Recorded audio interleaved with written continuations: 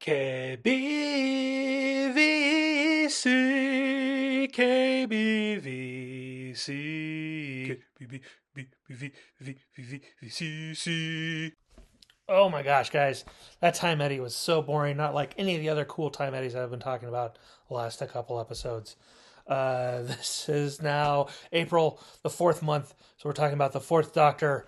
And it is Tom Baker right there. The one most people think about when they think about Doctor Who or the Doctor. They see the big, the long scarf, the floppy hat is what you'll see on The Simpsons and other places.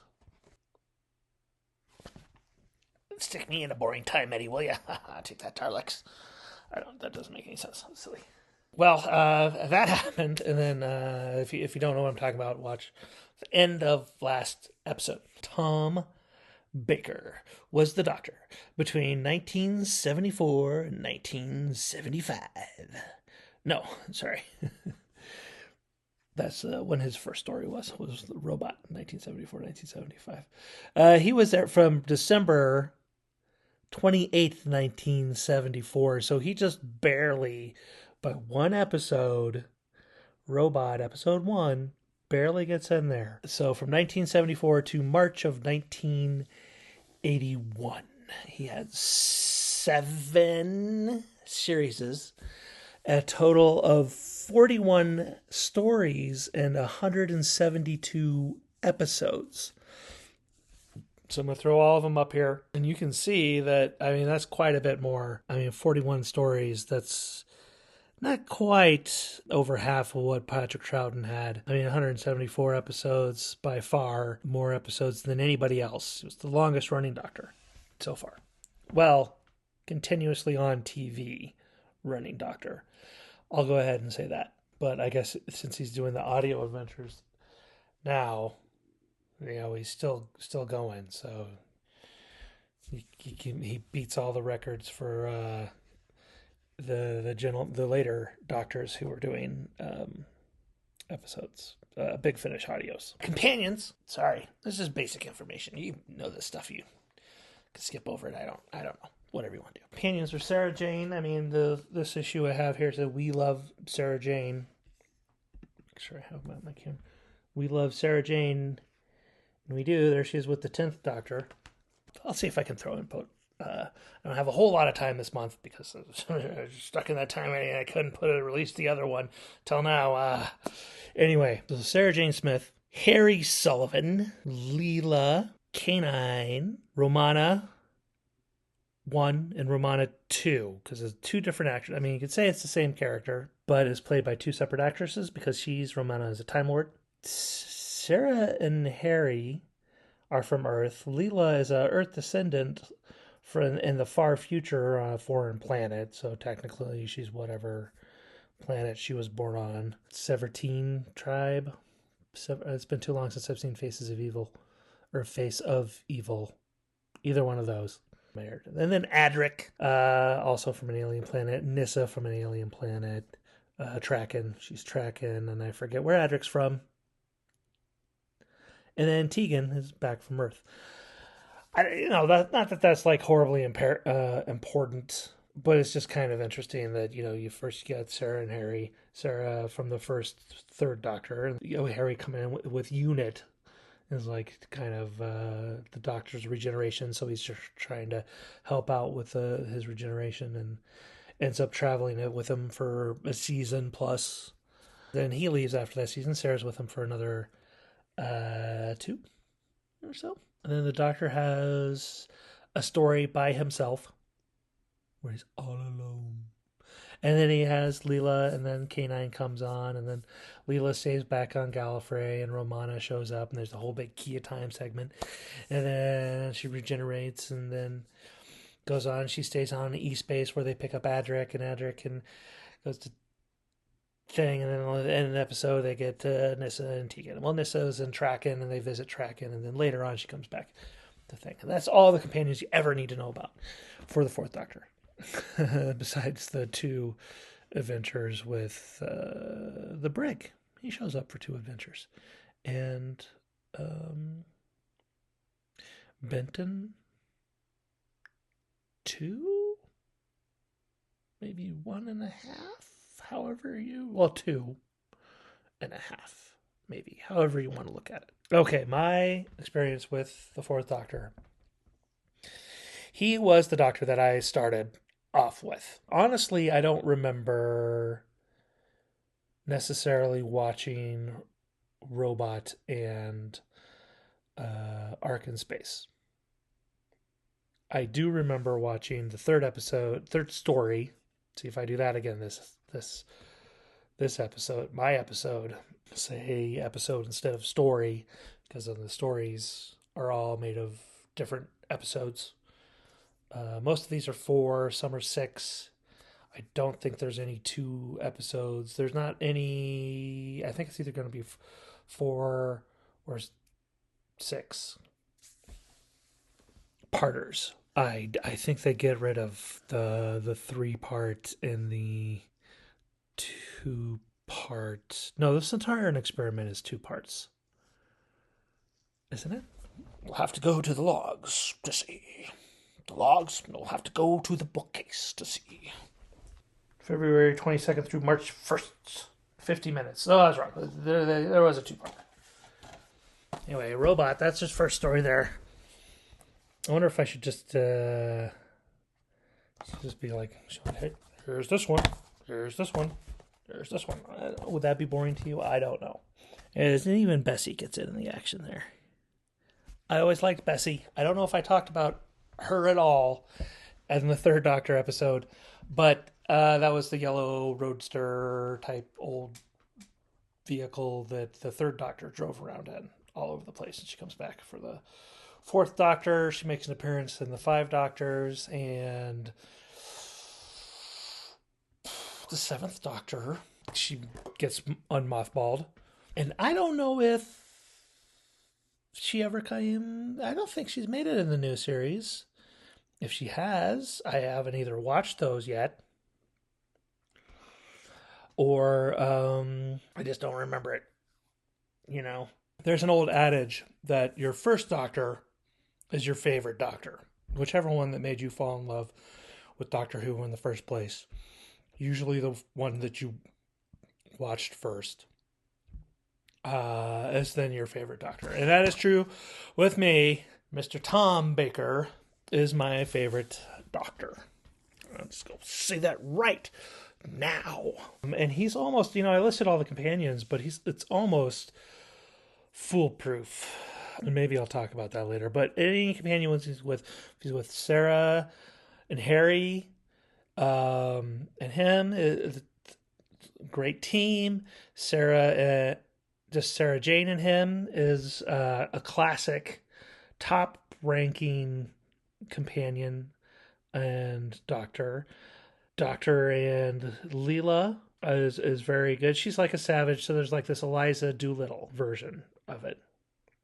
I guess I'll talk about that later. And then Tom and Romana, both Romanas, worked really well together. I loved him and K9 together.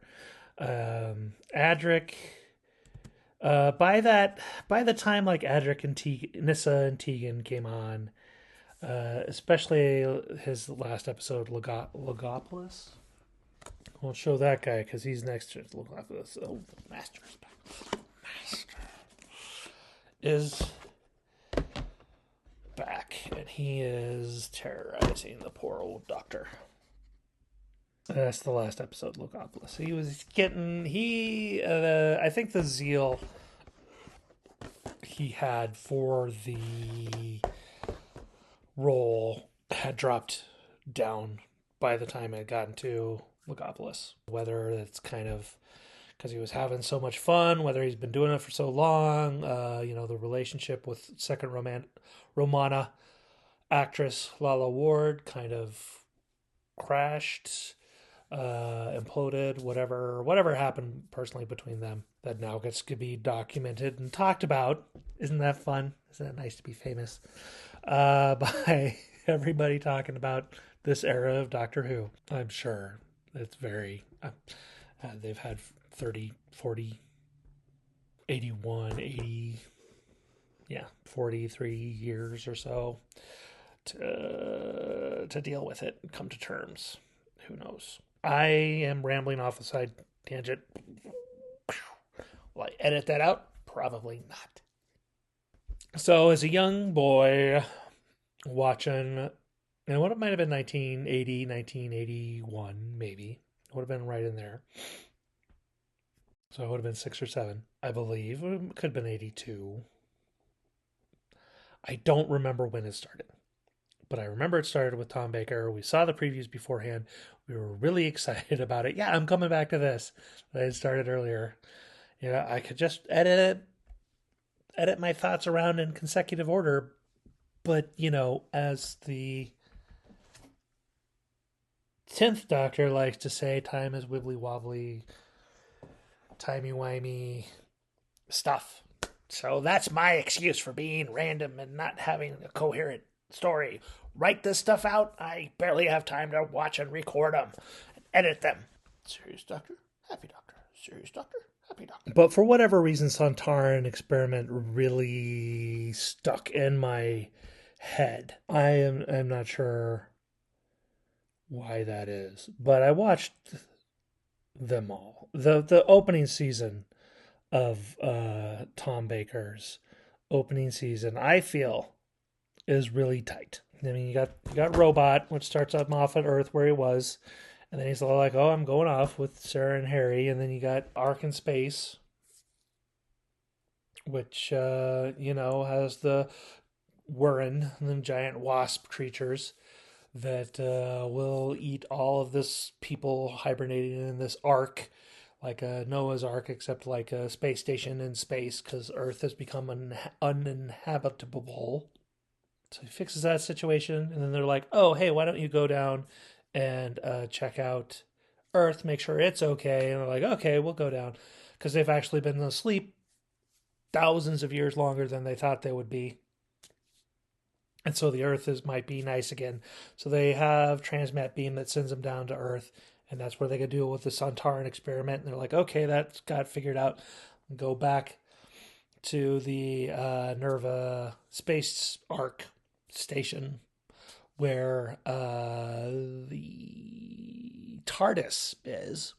And on their way, they get snatched by the Time Lords to go to stop the genesis of the Daleks.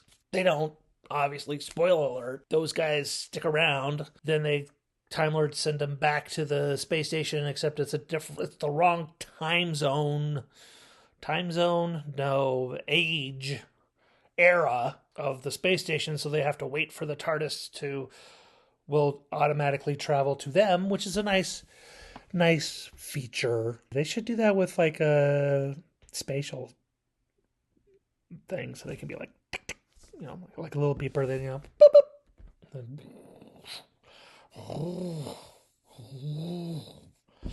Like, all right, TARDIS, thanks. Instead of having to walk the 10 miles to random location that it parked at. And we fight the Cybermen. So, I mean, you've got first season, first Doctor, they hit you with 3 old villains. Just right off the bat. You got your Sontarans, which I think they've got introduced the year before with Sarah Jane's first story. And then they're bringing back the Daleks and the Cybermen for the first time since Invasion, I think. Fine, I will take a look.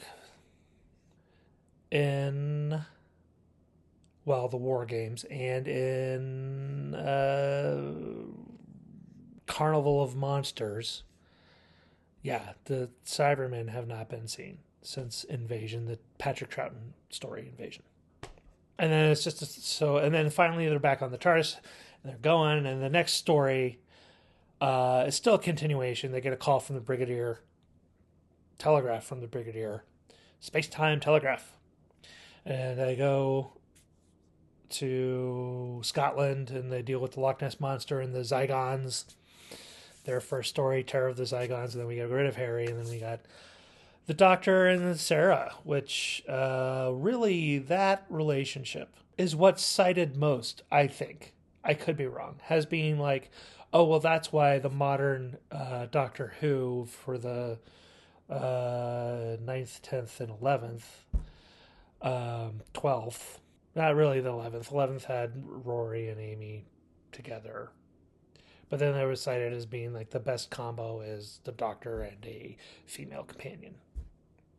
Which, I mean, happened with Joe. It was just the Doctor and Joe for a lot of things. It starts off with a bang and it keeps going until, I mean, I like the silly years. The first, what was it, 3 seasons? I think so. The first 3 seasons. I could be wrong. But anyway, I guess the Philip Hinchcliffe, that's what I'm saying, Hinchcliffe, and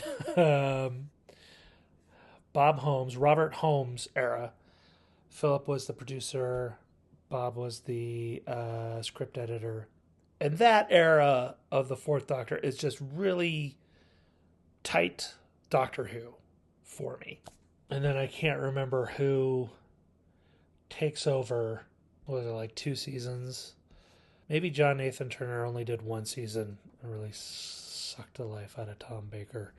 The last 2 seasons were, it just kind of got sillier and sillier. I mean, Douglas Adams was script editor there for a little while.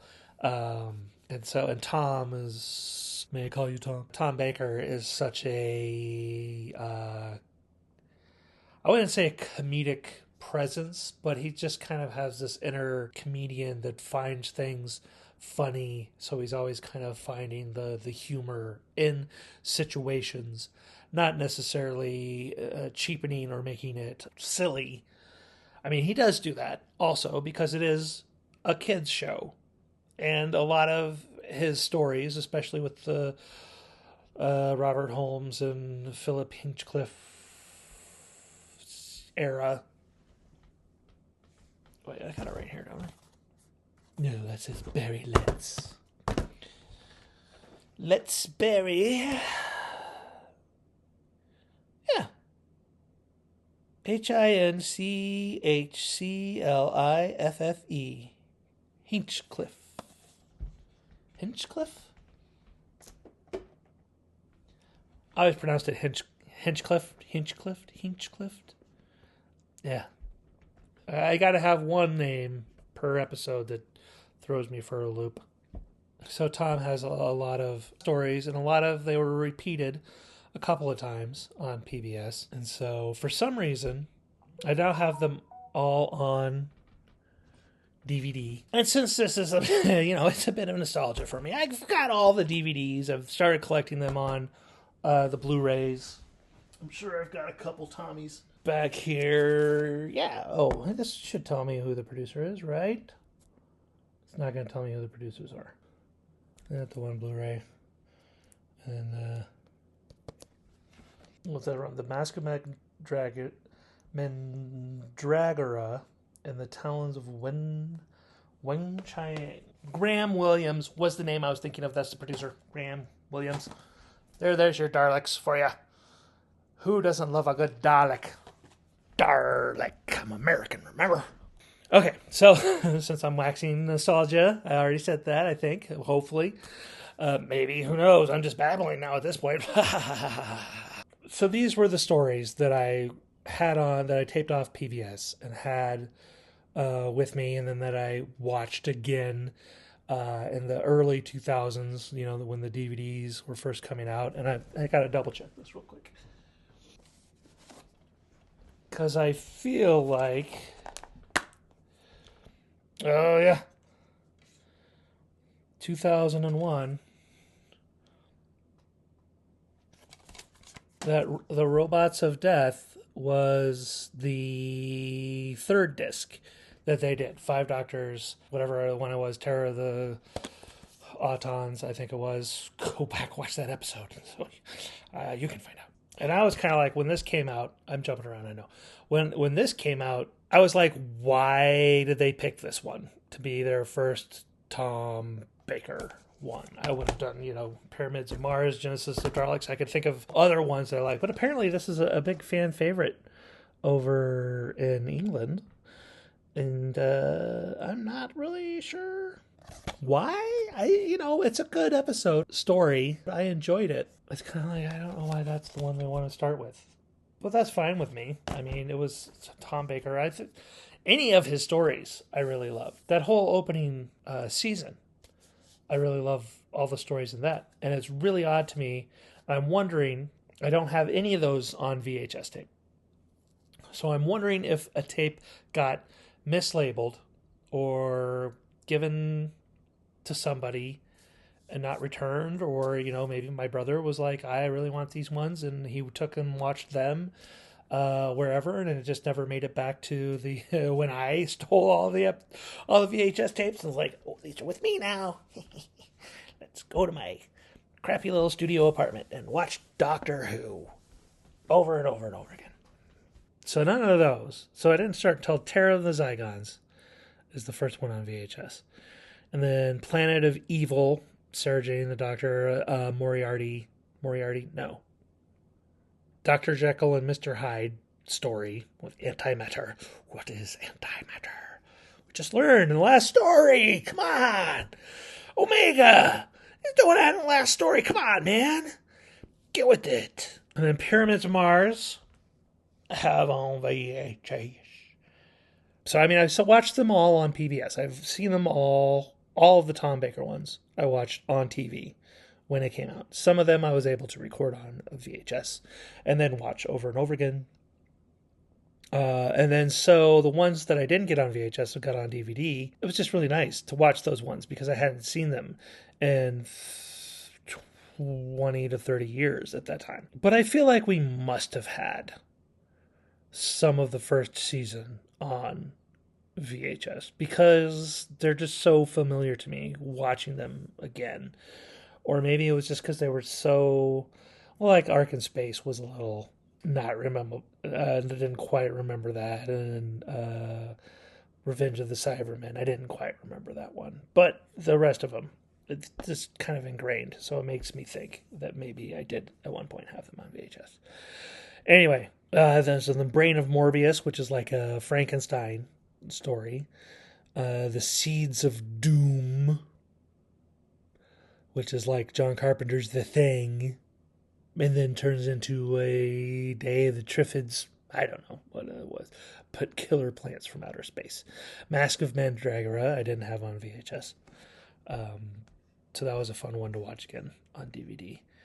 The Hand of Fear, had that one on VHS. I feel like I didn't have all of it, though. Like maybe the end of it got recorded over. I didn't really remember the ending very well when I watched it on DVD.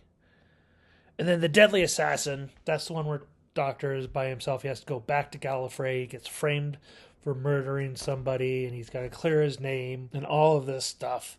The first, and then he enters the Matrix. He freezes himself. No, it's a different Matrix. It's like a toy car train coming at you.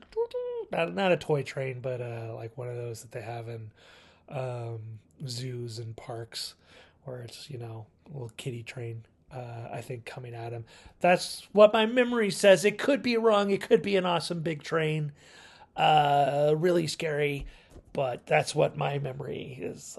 Just like one of those zoo trains coming at you. And then it skips over a bunch, like the Robots of Death. Maybe that's why I was all like, why are you putting this out? It's because I hadn't watched it in 20 years. But yeah, like Face of Evil I didn't have, and I was really excited when that came out on DVD, and I think I was all right with that. The Talons of Wing Chang.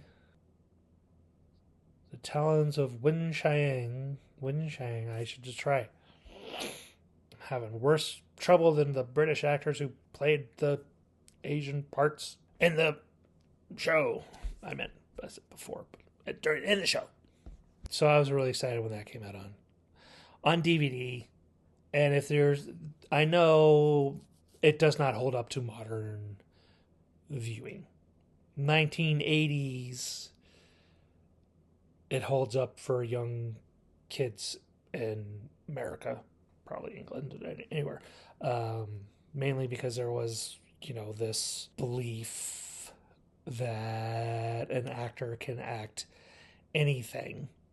So you don't have to get the person from the race that you're actually that the character is, because they can do whatever. And of course, they had their list of actors that they just went to rather than trying to actually be authentic. And that was just the mentality at the time, and was the time, probably throughout the whole classic era of Doctor Who. It wasn't until the mid 80s, I think. Well, Barry Letts, I think, tried. It seemed like there was more during his era, the Third Doctor era. There was more ethnicity in his era. And then I think, not that in the Baker era they were being racist. It was just, which they could have been. I don't know. I wasn't there. I didn't talk to these people. I think it was just more culturally accepted, and so they didn't have to try as hard, so they didn't. And maybe I'm speaking out of turn on that one. You can feel free to. But that was one I always liked because of the characters in it. It was a Robert Holmes one. And the characters in it, was it Gordon Lightfoot, and I don't remember their names, so maybe I shouldn't even go there. Horror of Fang Rock, I have a story for it. I remember I had it on book. It's got a cool cover on the book, the Target novelization, and I hadn't seen it except for on PBS in the 80s. And like I've mentioned before, they aren't episode by episode. They put them all together in one big story format, and you watch it all together in one story. So I finally got this on DVD. I was really excited about it. I'm like, okay. And my wife and I were dating at the time, and we're like, oh, I really want to watch this. She's like, okay, let's watch it. And it was with her family. And they didn't like it very much. Needless to say. My wife liked it. But it was because the cliffhangers on them, there wasn't very good cliffhangers for most of them. I think like one of them is a ship of random people we've never met before crashing on the rocks of the little island, the Fang Rock. You don't know who, you never met those people, you have no idea about them. And it's just like they crash, and then there wasn't, just the cliffhangers. They weren't very cliffhangery, just like mine. So if I have lame cliffhangers, it's because I'm honoring what I think of Horror of Fang Rock. But the whole story is great. I loved it. Rutons, battling the Sontarans gave more lore to the whole situation. Great. The Invisible Enemy, where we introduced Canine. The Face of Evil, I don't know if we said we did. No, I'm just... Lilo appeared in The Face of Evil. I don't have any of those on VHS, so I don't know why I'm talking about it. But it's Forbidden... Not Forbidden Journey. Incredible... Nope. Title's not coming from it, but basically they shrink down a copy of the Doctor and Leela, and they travel through the Doctor's mind. So they're inside, and they're getting attacked by white blood cells and fun stuff. Antibodies. What did I have on VHS? I had the Image of the Findals. Image of the Findal, which I always was... I liked gothic horror stories. So that obviously was one that I liked because it's a gothic horror story. The Sunmakers is not a gothic horror story. It's a play on government and taxes and that kind of situation, and how it drives you crazy or to suicide or whatever. And it's more of a funny tale. Kind of gave you a peek into what might be coming, really, down the next two seasons. Underworld completely is panned as being a terrible story. Okay? And it's based on Jason and the Argonauts, I think, is what it's not even loosely based. It's pretty straight if you watch the information text or listen to the commentary. It seems pretty straight on to that story. I believe it's Jason and the Argonauts. It's some Greek mythological tale. And I didn't have that on VHS. And I hadn't seen it, and I had read in Doctor Who magazine and other places talking about how horrible this story is. And then I watched the first episode of it. I think I got it on iPlayer, actually. I watched the first episode of it, and I thought the first episode was great.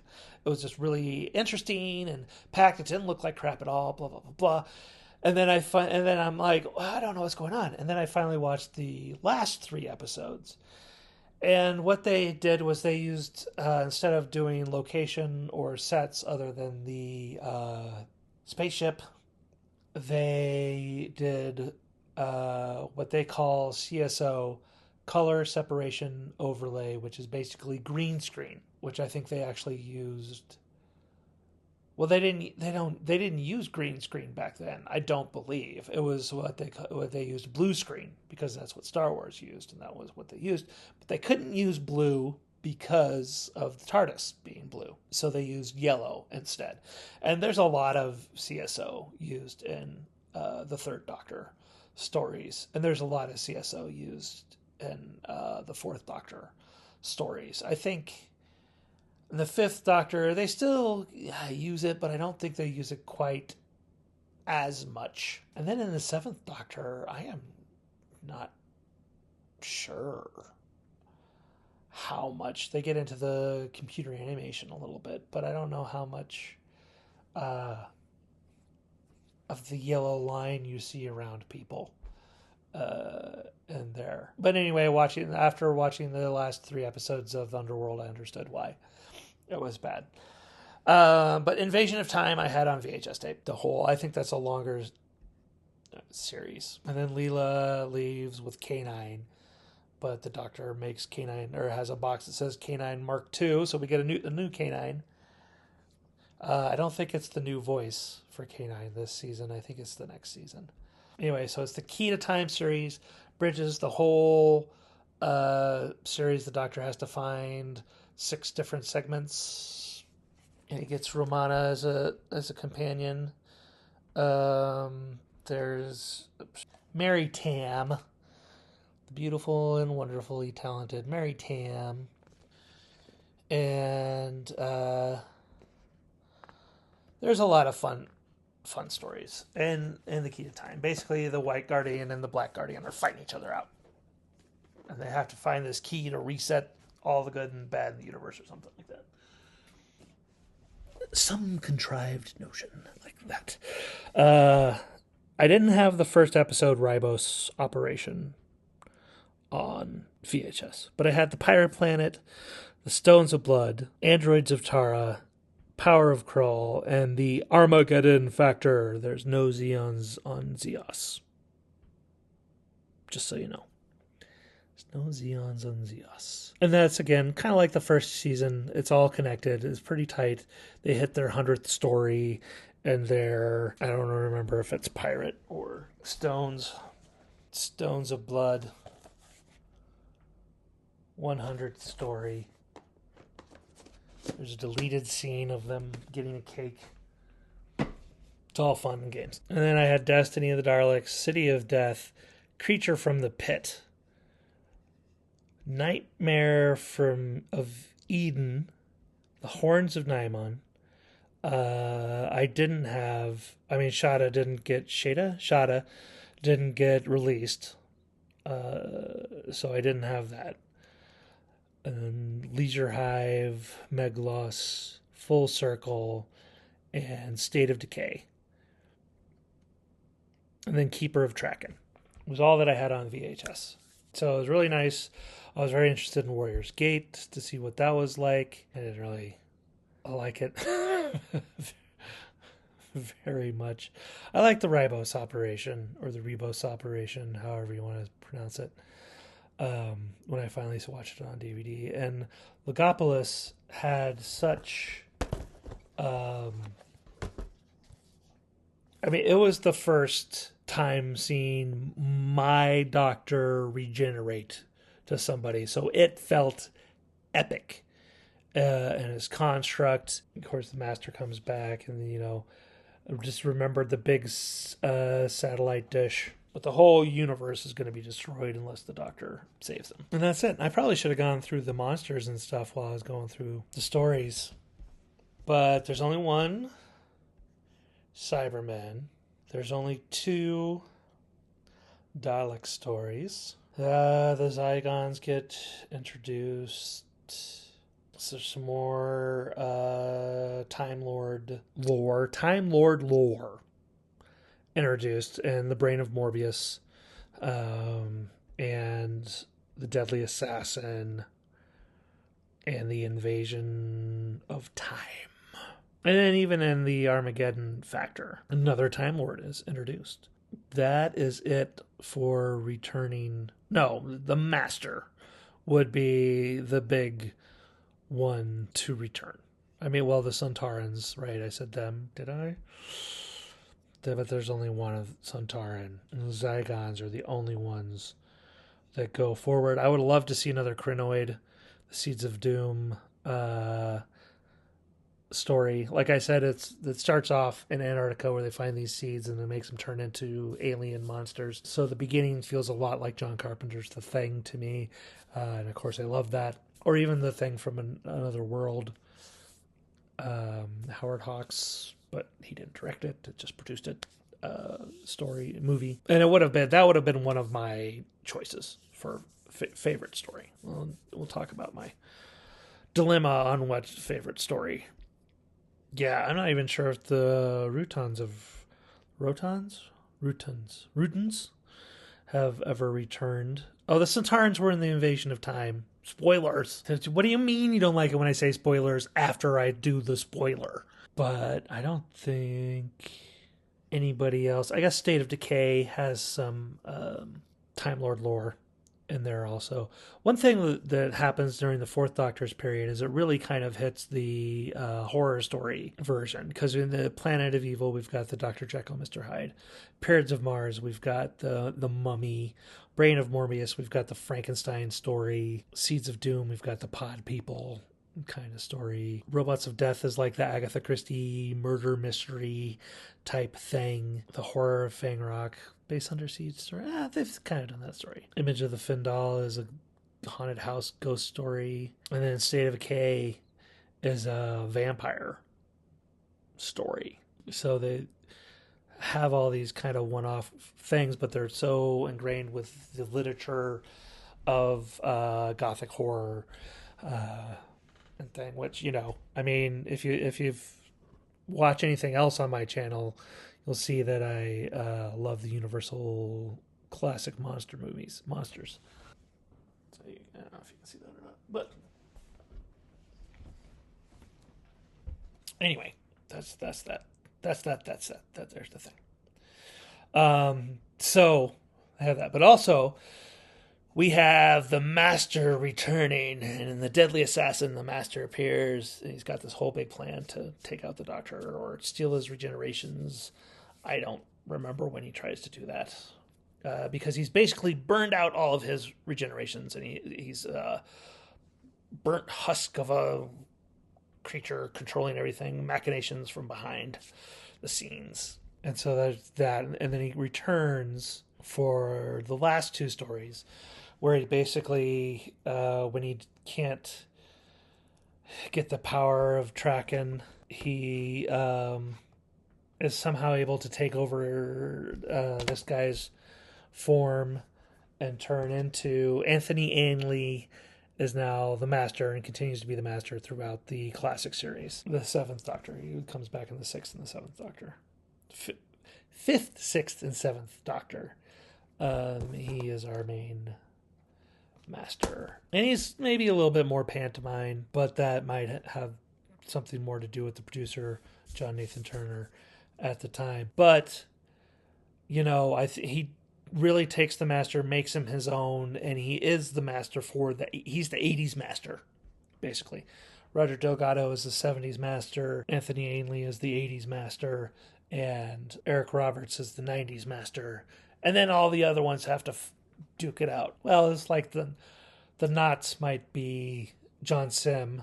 Oh man, I don't know if that's the right name or not.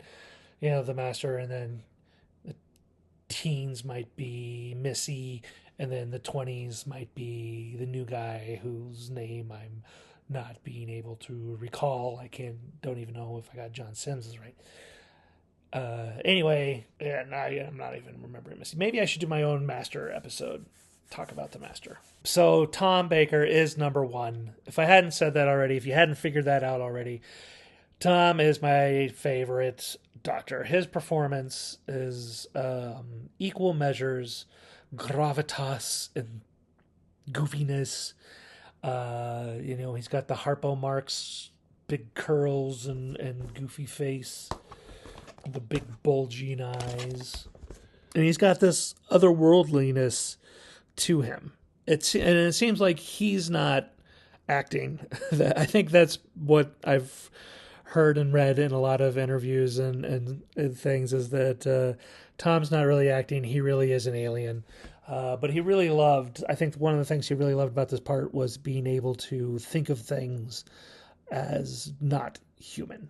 And he could look at it from a different angle and do it from a different way. And also be on a level that kids would understand. He didn't talk down to kids. He was just on a level that they could relate to in a way. And that's why he really works, as you can watch him as an adult. You can watch him as a young kid. I mean, I think my youngest growing up liked the buffoonery of Troughton better, but he also really liked it. Then he likes K9 because kids love K9. I loved K9. I still love K9. Affirmative. He is the best, and I will argue that point that K9 is the best robotic dog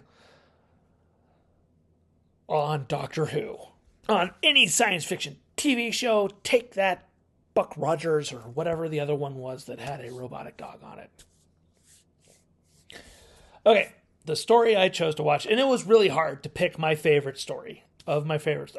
I'm just like, oh my gosh, how do I figure this out? Because I like 90% of them. I love 90% of them. You know, the ones that popped to mind are Genesis of the Daleks, which I saw the re-release on the big screen. That was fun. I enjoyed that. I mean, it was a special edition, so it was a little shorter, a little different. I think, if I'm remembering, maybe The Seeds of Doom, high up there. Brains of Morbius, also high up there. Terror of the Zygons. Robot, also. It's the first one. So it's kind of special, near and dear. The Talons of Wen Chiang, I really enjoy. The Horror of Fang Rock, I still really enjoy. I would say Talons would be up there with Genesis and Seeds. And City of Death is also the other classic one. This is like, oh my gosh, it's going to be City of Death. Interesting enough, nothing from that's the latest Fourth Doctor story that would have been up there, honestly. I only can watch one. Which one am I going to watch? And it was really, really difficult. So I threw a dart. No, I didn't throw a dart. I ended up deciding on Pyramids of Mars, where the Doctor meets mummies and Sutek. When did they release this one? 2004. So three years after they started putting these on DVD. Starring Tom Baker in Pyramids of Mars by Stephen Harris, which is not the name of the person who wrote it. Oh, that's a separate thing. I'll get to that in a minute. Stephen Harris. I'm going to read the back of the DVD. I watched the DVD. Story number 82. There's the barcode. There's the photos. Sarah Jane. Professor Scarman. Just watched it. I really did. It was like yesterday I watched it. And Dr. Warlock. He doesn't do the mouth thing. It's just the eye. Warlock. Sherlock. As the Doctor and Sarah attempt to return to Unit HQ, the TARDIS is thrown off course and materializes in 1911 at an old priory owned by an Egyptologist,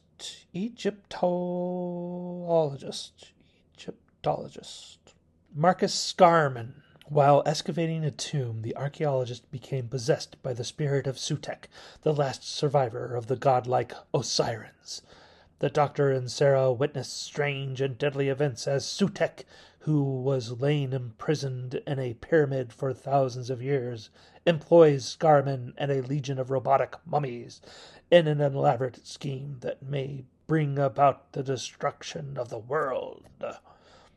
So that tells you right there that they're robotic mummies. They're not bodybuilding Egyptians that got mummified. They're actually robots underneath the bindings. You know, mummies are scarier than things. This story, and I am glad I watched it again. It has been a little while since I watched it, and I am really glad I watched it. It just really kicks. This, it starts off, beautifully shot. There's a fun thing where that dress that Sarah Jane is wearing was apparently Victoria Waterfield's, or she wore it one time and left it there. So she found it in the wardrobe and was wearing it. Kind of fit for the well, not really. Yeah, kind of fit for 1911, even though it was older style. Not for ancient Egypt. I was always, I got into the King Tut phase in the 80s, or was it Ramses? Was it Ramses the second? No, I can't remember. But, Indiana Jones, Raiders of the Lost Ark, really got me into the Egyptology theme. I really got me into Egyptology as a theme. Yeah, that makes sense. Idea of that there was this god, that the Egyptian gods were real, that there were actually advanced aliens. It's that whole story of, super advanced aliens were worshipped by the earlier folks of Earth, just being the Egyptian natives, pharaohs, that era. And Osiris, they couldn't kill Sutekh, but they trapped him in a pyramid on Earth, but the power source was a pyramid on Mars. Like I said before, I watched the Fourth Doctor first and then went back to the Second Doctor. So watching this back then, I never had the idea that, well, wait a minute, what were the Ice Warriors doing if they're letting the Osirans build power structures on Mars? What was going on with them? But I think you could extrapolate that they left Mars because it was a dying planet and they went to go search for other places. That's what the first Ice Warrior story was about. That, around that time was when Osiris battle was. But yeah, this is a great story, great actors. Really kicks. Sarah Jane is awesome in it. You see her with the rifle there, and she has to take a shot. She has to shoot this box filled with some explosive device to blow up this rocket they're going to send up to Mars to blow up the power source. The doctor's all like, do you think you can make that shot? And she's like, oh, don't worry, I got you. I got it, don't worry. And it was just like, I don't know if we'd seen that side of Sarah Jane before.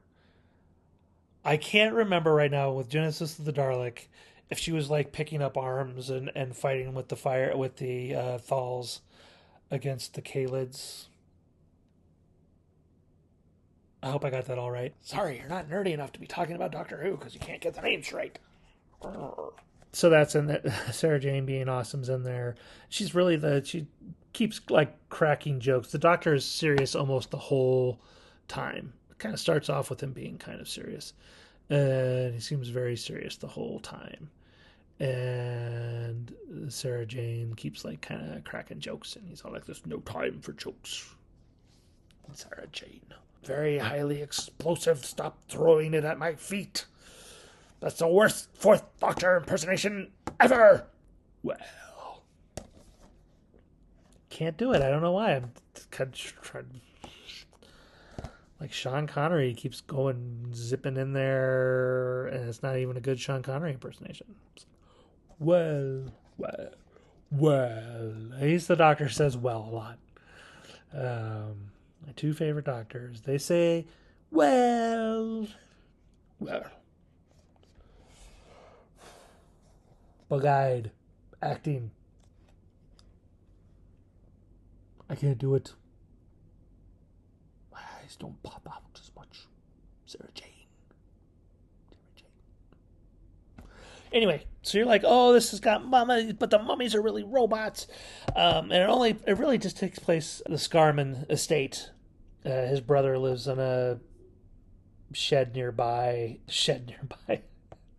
No, there is a shed nearby. There's a poacher that lives in a I should just do an episode separate on this, because I had, poacher justice and other great things that I love, the makeup that they had on there and the characters in them and the relations to the characters. There's only there's the Doctor, there's Sarah Jane, there's an Egyptian who I can't remember what his name is, there's the butler who dies really quick, so we don't have to worry about him. He didn't do it. He's the first one to go. Marcus Scarman, his brother, Dr. Warlock, and Poacher. And Sutek. Can't forget the bad guy. Sutek. Just nothing but love for Pyramids of Mars. It's a prime example of how good the Fourth Doctor era is. I think it's a prime example. I mean, the third episode gets a little wonky, and even Sarah Jane makes a comment about like, oh, this is like the city of the Exelons or whatever. There was a third Doctor story, Death to the Daleks, whatever the last Dalek story was, and for the third Doctor that she was in, her first Dalek story, and so it's kind of funny because it's like that, and she brings it out. I can't remember. That was probably her inserted line. I don't think Robert Holmes would have put that in there. Why would I say Robert Holmes? Because Stephen Harris is actually two names. Robert Holmes. 1975. My favorite year to be alive. So Stephen Harris is a pseudonym. Robert Holmes from a story by Louis Griefer? So,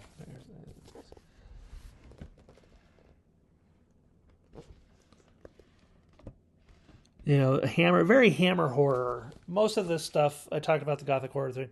I get a Hammer horror feel for it, even though I've never really watched Hammer horror. I don't know why, but I do. Oh, and the tidbit of the house that they filmed at was Mick Jagger's house. And there's the mummies guarding the rocket. And Sutek and his actor who played Sutek, Gabriel Wolf. And another thing I like about this, it's got recurring actor Michael Sheard. And I can't tell you, sorry, which stories he's been, but he's been in multiple Doctor stories. The last one being the Dalek, the Seventh Doctor Dalek story. 1975, you got robots, Zygons, mummies, Cybermen, Doctor and his companions, and Davros and the Daleks. So, yeah, introducing Davros, lasting character. I guess I should have said that before when I was doing the thing. Davros. That's his less talented and successful cousin, Zavros. I don't know. Gosh darn it, guys. Hope I got you convinced about how great this story is. I mean, there are some flubs in it. There's a hand there where there shouldn't be a hand, which I think I think is on a special feature. They poke fun of that. But I'll read you the special features. I didn't watch any of them this time. I watched them before when I did the DVD back in 2004. There's a commentary by actors Elizabeth Sladen and Michael Sheard. Producer Philip Hinchcliffe with contributions from director Patty Russell. Siren Gothic, new exclusive documentary about the making of, deleted and extended scenes.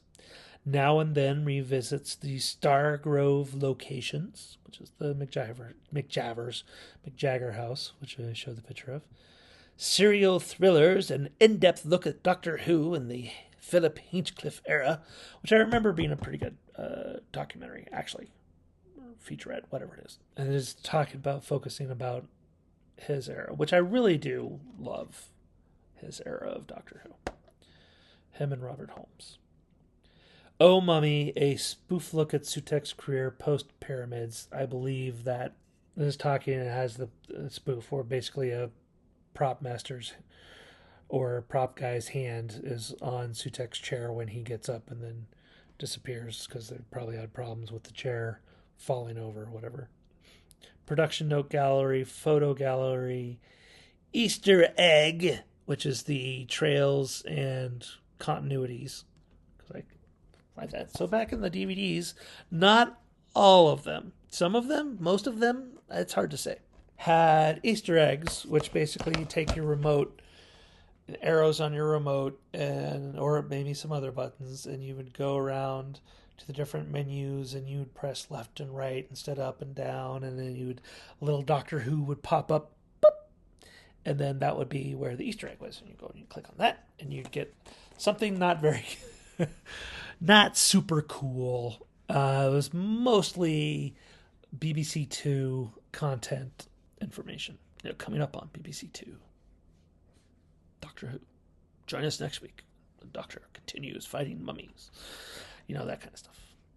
Coming up on BBC Two. One of the things they have, which probably this is close to being one of the last times they do this, is they have the actors information or production I can't remember what they call it, but it's one of those things where you can click on it and it'll has all the various actors on it, and then like the producer, the director, the writer possibly also on there. And it was like it gives you all their brief history and stuff that they've been in. Actor info, production info. I can't remember what it's called. Anyway, I found it very interesting when watching them, and you'd be able to look in and see what everything is, to do what other stuff they've done, because I didn't live in that area. I didn't know what they did. It's interesting to see that stuff.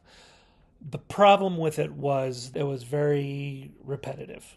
So you would always have, like, for the it would be like Tom Baker, Sarah Jane, Elizabeth Sladen, Philip Hinchcliffe, like all those people, it would be like the same information mostly over and over. So I understand why they got rid of them. And I think early 2000s, probably 2005, 2006, you didn't see that kind of thing. Like before, it was like, this is the extra feature of the disc, is you get the actors' information and production notes.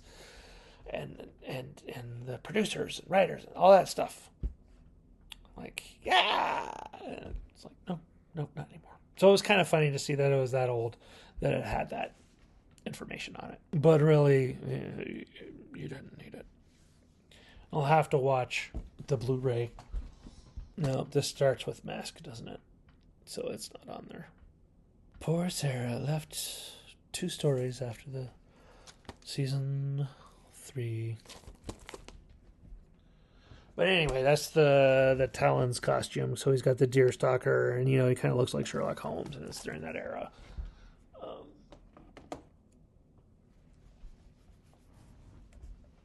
So the art direction really for Talon's really, brought it up for me.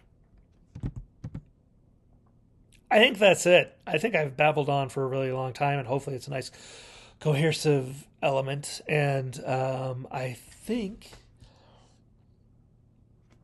we've reached our wow moment, and I'm not sure what it's gonna be. Past Cam, future Cam, it's me, Cam from the future. What are you doing here? I've come to warn you. This video will not come out until August. Oh, that's okay. The last one didn't come out till like halfway through April 2024. What? KBVC, KBVC, KBVC.